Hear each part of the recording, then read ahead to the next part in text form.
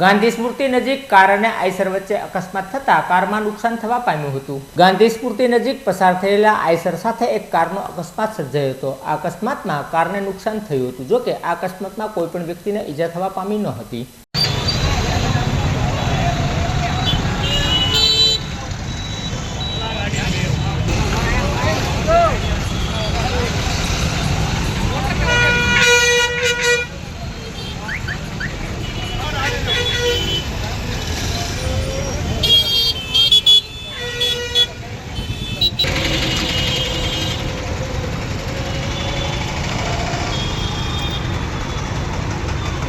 भाग गया माइनर का काटा कर गया वो तो आगे कटारा वो तो ब्लैक मारा चला कि આપણે बात को टाकी રાખી પડે ને ગાડી